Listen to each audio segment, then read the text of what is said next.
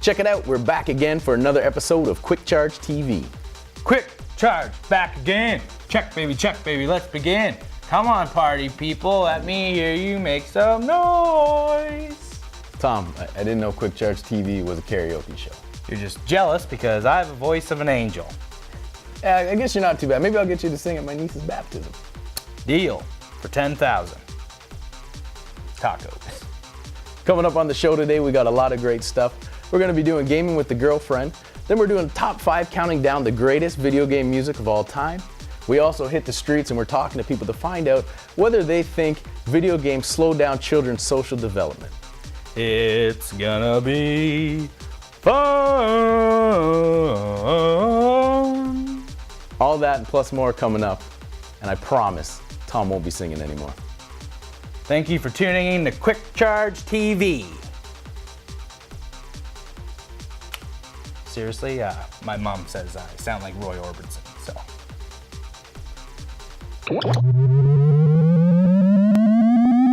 System 1 loaded.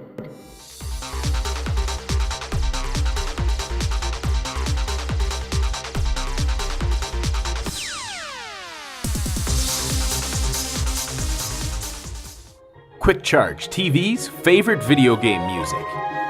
Number 5, The Sims. The original Sims music was composed by Jerry Martin, Mark Russo, Kirk R. Casey, and Dix Bruce. Yep, that's his real name, folks, Dix Bruce. The varied styles were beautifully moving, incredibly memorable, and unique. When I hear it, great memories of playing The Sims come flooding back. This soundtrack complements the game perfectly, and holy moly, what a perfect way to kick off our top 5 favorite video game music.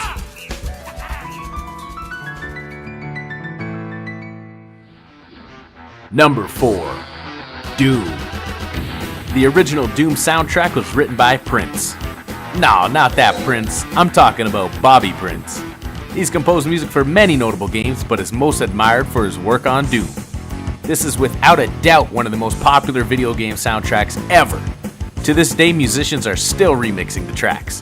The music in Doom, instant classic.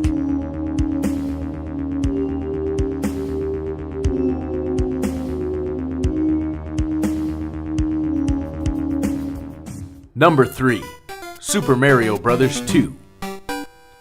This soundtrack was composed by none other than the famed Koji Kondo. Why is he famous? Because he's the composer behind Super Mario 1, 2, 3, The Legend of Zelda, and many, many more amazing games. So why did we pick Super Mario 2? Why not others? Well, we're not sure. There's just something so classic and so perfect about the soundtrack. I wish this was the soundtrack to my life. I'd always be happy.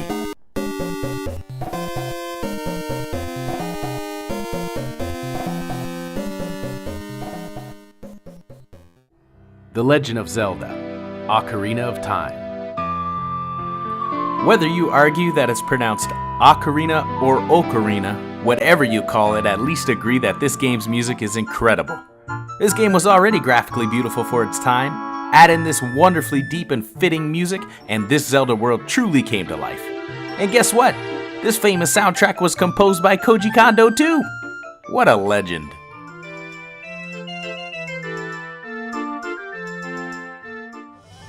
Number 1, Final Fantasy VIII.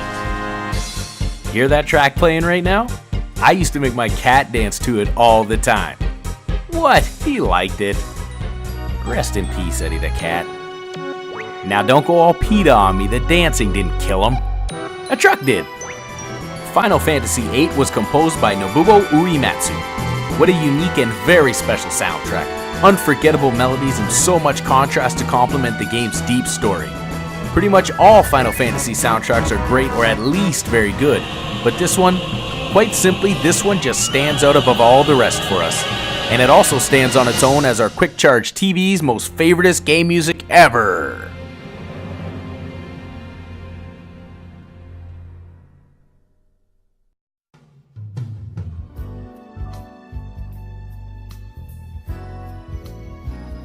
Hi, I'm Reed Price and welcome to Gaming with the Girlfriend. This is the segment where I like to take a look at games that you can play with your girlfriend. It doesn't necessarily have to be your girlfriend, your significant other, your wife, whatever it may be. We want to get you guys in a comfortable environment, maybe put a fireplace on in the background, light some incense, and fire on a good game. In this case, I suggest putting on Michael Jackson Experience for the Nintendo Wii. You can get this game for virtually any system out there. It's everywhere. And let me tell you, this game, it'll kick your butt. It's not easy. You're gonna look like a fool being up there dancing. But if you're uptight, loosen up, have a good time. Girls love that sort of thing anyways. Show your fun side. And dance to Thriller, dance to Beat It, Billie Jean, do all that stuff and feel like Mike in the process.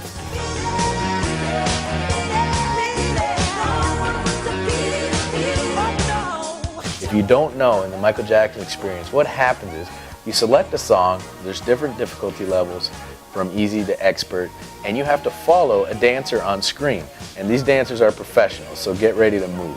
And you got the Wii controller in your hand, your girlfriend's dancing beside you, and you're just competing to move the best. And whoever mimics the best movements gets the most points, and that's who wins. Now you can also do duets with each other, so if you really want to get lovey-dovey, you pick a song that you can both dance to, and you guys get a little routine going on. It's a lot of fun. You might be a little bit embarrassed at first, but as soon as you loosen up and have a good time, it's going to be great. Gaming with the girlfriend, Michael Jackson Experience, you have to try this one.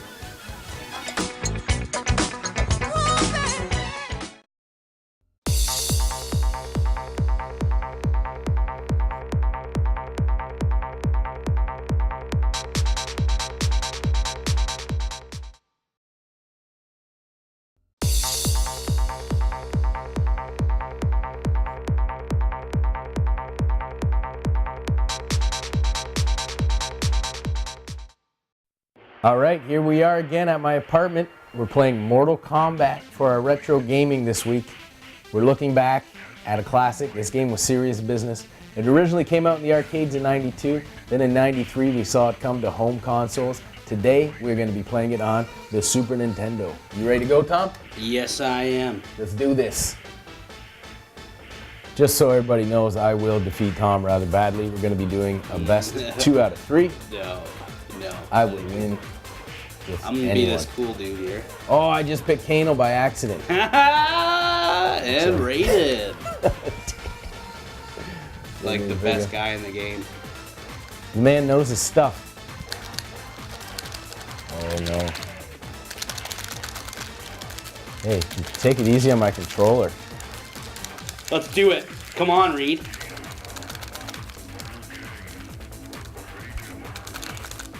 Rated wins! See that? Yeah, Did you like that? Did you feel it? Oh. Oh man, you are not good. See that? Yeah, that was alright. How about that? Oh yeah. Oh, you're being one of those kids that don't let anyone get up. I let you up. I let you up. This game can be so cheap sometimes, especially when Reed Price plays it.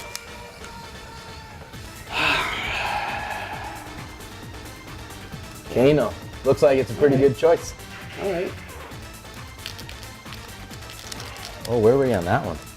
Nowhere. Nowhere you were. Where's my secret moves? Oh yeah.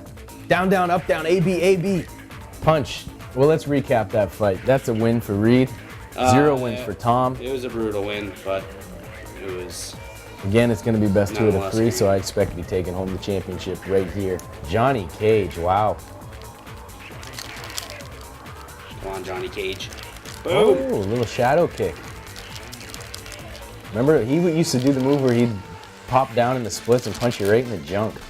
That's just, oh, what the heck? How are you? Seriously. You give me the old rope-a-dope. Yeah, I just let you feel You good just there. did like 12 special moves.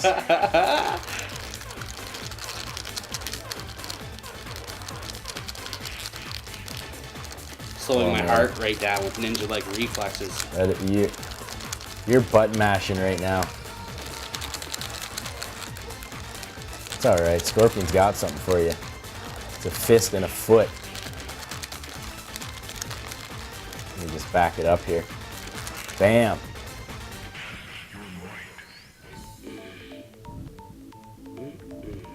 Not too happy, are you?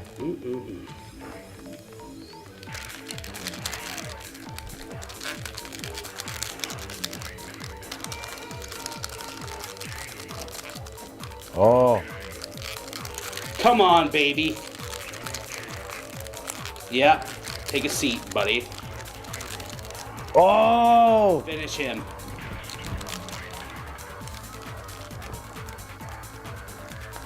And he puts on the shades after. Yeah, you know what? That's just not cool. Not cool at all. Yep. A lot of friends become enemies. A lot of enemies become friends. True, and I think we might become enemies after this here tonight. Because I'm not happy with the tactics you are using. Oh, Little reverse-aroo. I can't remember how to shoot the harpoon. Yeah, how about that? Oh, here, there's another one for you. Well, this is the situation we find ourselves in. You need some consoling after that? No, I'm good. Tissue? That wasn't that good of a win. That was a bit of an uppercut for you, buddy. That was a bit of a scissor kick, or a savant kick, as they call it in Montreal. You are in serious trouble. See that? Okay. Woo! Yeah! Ow! See that guy on the ground laying there? Is that me, is it? There you have it, folks. Mortal Kombat, the original for the Super Nintendo. A super classic. Johnny Cage, baby.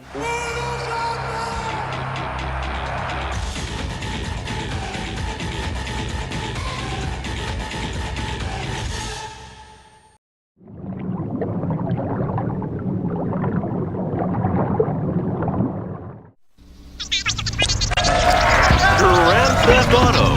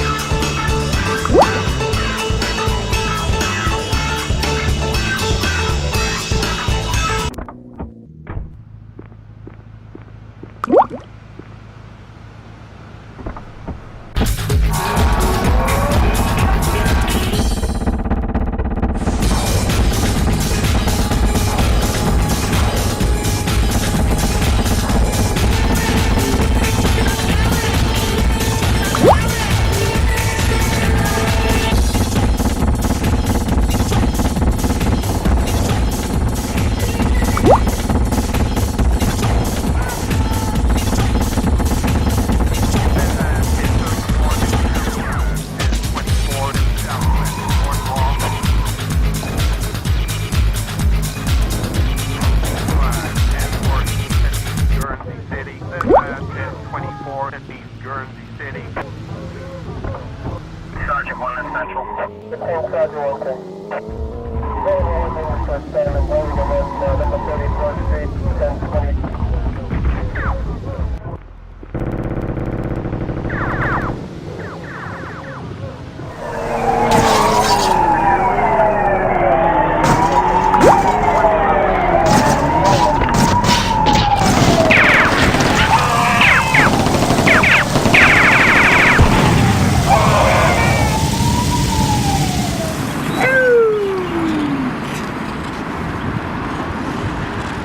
All right, we're down here at Waterloo Square. We're talking to Brandon. We're gonna ask him a few questions about video games. Now, you are a video gamer, Brandon? Yes, I am. And what sort of games do you play?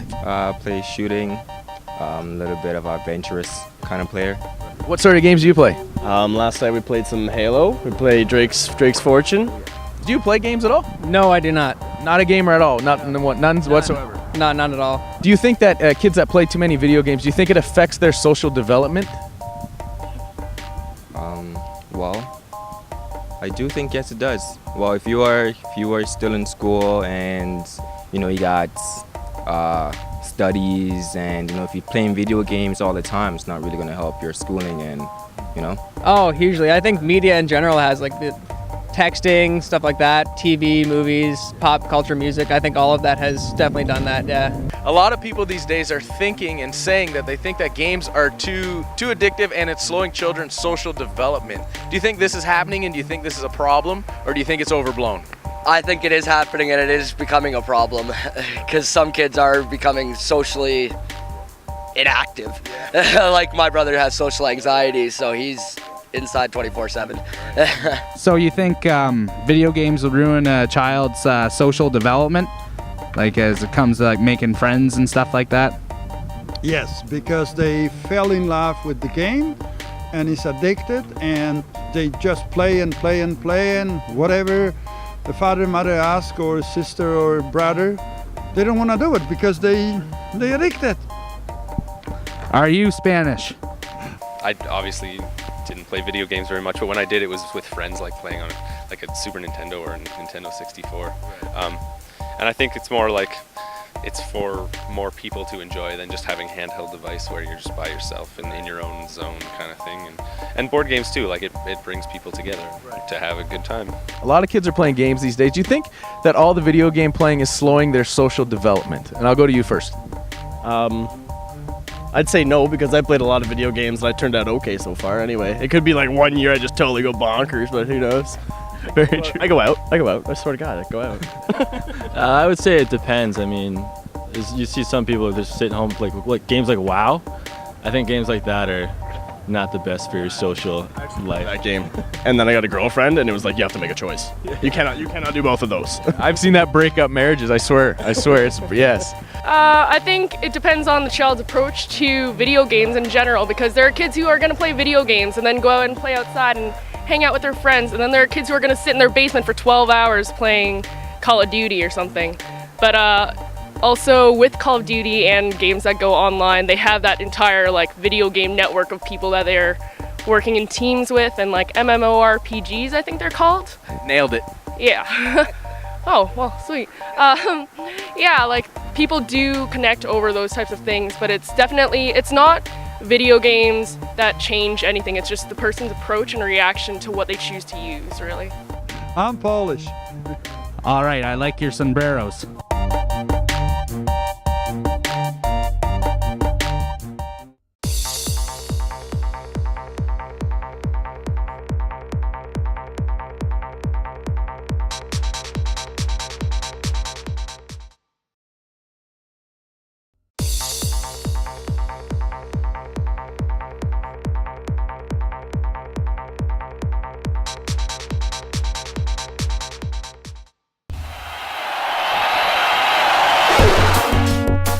Here we are back at the Back in Blue Studios. I've seen a lot of this place recently because me, my main man Nick, and also Brad, special guest Tom, Andrew Hendricks, we played video games for 24 hours straight, all in an effort to raise money for a good cause, to raise money for Jays Care, a Toronto Blue Jays foundation. And, well, we did it. We're still here. We survived. We played games for 24 hours. And, Nick, how much money did we raise? We're at $1,897. Wow, that's pretty special. It was the first time we attempted to do that. You made it through it. I made it through it. How did you feel after? Felt like $1 million. It was a good time. It's got a couple hours sleep and kept rolling. Were you tired though? Who wasn't? Yeah, I got some sleep in for sure. Now, the day was fun.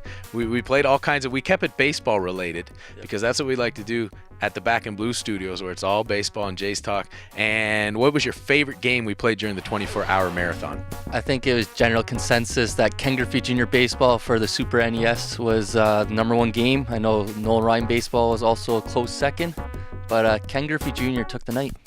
Absolutely. And how did you stay motivated during the marathon? We were all getting sleepy there. What kept you going? I'm going to have to say pizza and pop. My two faves, that's for sure. There was a lot of pizza and pop going on there. I think we even had our producer Brad's girlfriend make us some cupcakes. The Jace cupcakes, those were so good. We ate those and kept going, kept playing the video games. We even had a scoreboard where you were keeping stat of who was on top. Nick, who was the best player? Well, I wish I could say it was me, but I'm pretty sure, I think it was Hendricks who had the top score there. I mean, the night was such a kind of cloudy vision. It was a lot of stuff going on over 24 hours. So wins and losses added up. I don't know whose side they were on. I know I didn't have a whole lot of wins. I'm not going to lie, but, you know. And it wasn't about the wins, of course. It was about having fun, right? As it always is, and raising money for the kids. Right on. And we did a great job. It was our first time we ever did something like that. Incredible. And we had special guests. We had people come by to visit. Very, very special appearance by comedian Tom O'Donnell. What did you think when he showed up to the set? Tom's a funny man, as everyone knows, watching Quickcharge, and he did a great job. He filled in. I don't know if he did a great job on the mic or playing video games. I'll leave that for everyone else to decide. Well, I hope him best luck. I'd say the guy wearing the Jace hat's going to win. But it was a great time. I mean, we made it through it. 24 hours were a lot harder than I expected. And we played great video games. What a great way to raise money for kids in need. Back in Blue and Quickcharge come together. And 24 hours straight, baseball video games. I can't think of a better way to raise money for a great foundation. And it just was a great feeling after that. How do you feel since it's all behind you now? What are you feeling? How you feel? I'm looking forward to next year. That's all I'm thinking about. You gonna polish up your Ken Griffey skills, or you think you got what it takes to come out on top every game? I'm gonna polish up on all my skills. Attaboy. Across the board. Consummate professional, always striving to be the best, Nick Hansen. Gotta love it. Thanks for checking out the footage, everyone. We had a great time raising money for Jays Care. What an amazing, amazing time. And also, if you want to check out Back in Blue, go to the website, backinblue.ca, all kinds of Jays stuff. Thank you very much. Take it easy. It's time to play ball. That about does it for another episode of Quickcharge TV. We want to thank you all for checking it out. And we know there's Jays fans out there, so Nick, tell them where they can go to find great Jays information. Backinblue.ca. Right on. Check out the site. We also want you to check out Quickcharge.tv. That's where all our Quickcharge goodness is. And again, thank you very much, everyone, for checking out the show. Have a good one.